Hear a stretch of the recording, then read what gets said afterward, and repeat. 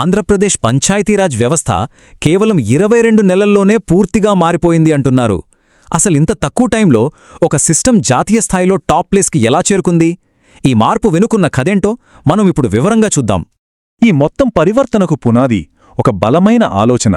అదేంటంటే, ఉప ముఖ్యమంత్రి పవన్ కళ్యాణ్ గారు చెప్పినట్టు స్థానిక సంస్థలు కేవలం ఏజెన్సీల్లా పనిచేయడం కాదు, వాటికవే స్వంతంగా నిర్ణయాలు తీసుకునే శక్తితో, స్వావలంబనతో నిజమైన ప్రభుత్వాలుగా ఎదగాలి. అదే అసలు లక్ష్యం. అంటే ఆలోచించండి, ఈ మార్పు ఎంత పెద్దదో. ఒకప్పుడు పూర్తిగా బలహీనపడిపోయింది, నిర్వీర్యమైపోయిందని విమర్శలెదుర్కొన్న పంచాయతీరాజ్ వ్యవస్థ ఇప్పుడు ఏకంగా దేశంలోనే గ్రామీణ పాలనలో నంబర్ 1 అంటున్నారు. ఇది నిజంగా ఒక అద్భుతమైన మార్పనే చెప్పాలి. సరే, ఈ మార్పు ఎలా మొదలైంది? ముందుగా వ్యవస్థ లోపల, అంటే అడ్మినిస్ట్రేషన్లో ఏం మార్పులు తీసుకొచ్చారో చూద్దాం. ఏ వ్యవస్థకైనా అందులో పనిచేసేవాళ్లు ఉత్సాహంగా ఉండాలి కదా. అందుకే మొదటి అడుగుగా ఉద్యోగుల్లో జోష్ నింపడానికి దాదాపు 10,000 మందికి పైగా ప్రమోషన్లిచ్చారు. ఇందులో ఎంపీడీఓలు, జిల్లా పరిషత్ సీఈఓల లాంటి కీలకమైన పదవులు కూడా ఉన్నాయి. ఇప్పుడు స్క్రీన్ మీద ఒక నెంబర్ చూస్తున్నారు కదా, 13,326. ఏంటి నెంబర్? దీని మనకొక పెద్ద కథే ఉంది. అదేంటంటే 2024 ఆగస్టు 23న ఒకే ఒక్క రోజులో ఏకంగా 13,327 గ్రామసభలు ఒకేసారి నిర్వహించారట. ఇది మామూలు విషయం కాదు, ఏకంగా వరల్డ్ రికార్డ్. ఈ గ్రామసభల ద్వారానే సుమారు 4,500 కోట్ల రూపాయల ఉపాధి హామీ పనులకు ప్లాన్స్ కూడా రెడీ చేశారు. అంటే ప్రజా భాగస్వామ్యం ఎంతగా పెరిగిందో అర్థం చేసుకోవచ్చు. పరిపాలనలో మార్పులు వచ్చాయి, ప్రజల భాగస్వామ్యం పెరిగింది. మరి గ్రౌండ్ లెవెల్లో ఊళ్లలో ఏం జరిగింది? అసలు అభివృద్ధి ఎలా కనిపించింది? ఇప్పుడు చూద్దాం. అభివృద్ధికి రోడ్లే కదా మొదటి మెట్టు. అందుకే దాదాపు 3,853 కోట్ల భారీ బడ్జెట్తో గ్రామాల్లో రోడ్ల రూపురేఖలే మార్చేశారు. అంటే సుమారు 6,000 కిలోమీటర్ల సిసి రోడ్లు, మరో 1,300 కిలోమీటర్లకు పైగా బీటీ రోడ్లు. ముఖ్యంగా మారుమూల గిరిజన ప్రాంతాలకు కనెక్టివిటీ ఇవ్వడానికి ఏకంగా 1,000 కోట్ల రూపాయలు కేటాయించారు. దీనికోసం అడవి తల్లి బాట అని ఒక అద్భుతమైన కార్యక్రమం మొదలుపెట్టారు. అసలు బయటి ప్రపంచంతో సంబంధం లేని గిరిజన గూడెంలను గుర్తించి వాళ్లకు అన్ని కాలాల్లోనూ పనిచేసే రోడ్లు వేయడం. అంటే ఇకపై అనారోగ్యమొస్తే డోలీలు మోసుకెళ్లాల్సిన అవసరం ఉండదన్నమాట. ఎంత మంచి ఆలోచన కదా. రోడ్లు సరే, మరి ఊళ్లల్లో ఉండే మరో పెద్ద సమస్య ఏంటి? పారిశుద్ధ్యం. దీనికోసం కూడా ఒక ఇంట్రెస్టింగ్ సొల్యూషన్ తీసుకొచ్చినట్లు తెలుస్తోంది.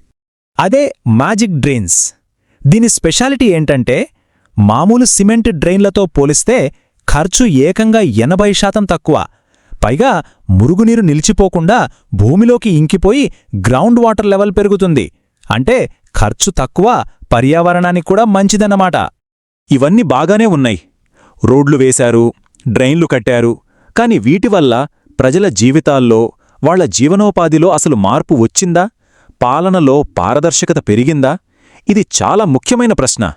మనకు తెలిసిన ఉపాధి హామీ పథకాన్ని కేవలం కూలీ పనులకే కాకుండా ప్రజలకు లాంగ్జాయ్గా ఉపయోగపడే ఆస్తులు నిర్మించడానికి వాడారు. అంటే పాడి రైతులకు గోకులం షెడ్లు, పొలాలకు నీళ్ల కోసం ఫామ్ పాండ్స్ లాంటివి అన్నమాట. దీనివల్ల వాళ్ల ఆదాయం కూడా పెరుగుతుంది కదా. ఇక పారదర్శకత విషయానికొస్తే టెక్నాలజీని బాగా వాడుకున్నారు.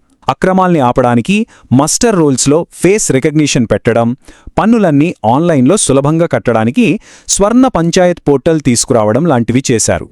ఈ పోర్టల్ ఎంత సక్సెస్ అయిందంటే దాని ద్వారా ఏకంగా 1,000 కోట్ల రూపాయలకు పైగా పన్నులు వసూలయ్యాయట. అన్నీ ఆన్లైన్లోనే. ఇది నిజంగా డిజిటల్ ట్రాన్స్ఫర్మేషన్కి ఒక పెద్ద ఉదాహరణ అని చెప్పొచ్చు.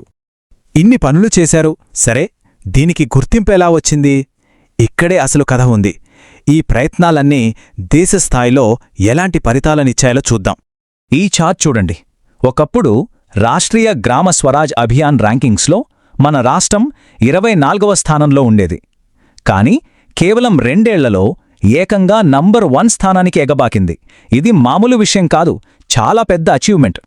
ఇది కేవలం ఓవరాల్ ర్యాంక్ మాత్రమే కాదు, మన పంచాయతీలు వేర్వేరు కేటగిరీల్లో కూడా జాతీయ అవార్డులు గెలుచుకున్నాయి. ఉదాహరణకు మహిళలకు అనుకూలమైన పంచాయతీగా తిరుపతి జిల్లాలోని బొక్కసంపాలెం, సుపరిపాలనలో విశాఖ జిల్లా శృంగవరం, ఇలా చాలా అవార్డులొచ్చాయన్నమాట. అంతేకాదు, కుప్పం మండలం కూడా దేశంలోనే ప్రతిష్ఠాత్మకమైన నానాజీ దేశ్ముఖ్ అవార్డులో 3వ ర్యాంక్ సాధించింది. అంటే గ్రామ స్థాయిలోనే కాదు, మండల స్థాయిలో కూడా ఈ గుర్తింపు వచ్చిందన్నమాట. సో ఇదంతా చూశాక మనం ముందుకొచ్చే ప్రశ్న ఒక్కటే. ఈ మోడల్ అంటే గ్రామాలకు స్వయం ప్రతిపత్తి ఇచ్చి వాటిని స్వావలంబన దిశగా నడిపించడమనేది నిజంగా మన భవిష్యత్ ప్రగతికి పునాది అవుతుందా? దీని గురించి మనం ఆలోచించాలి.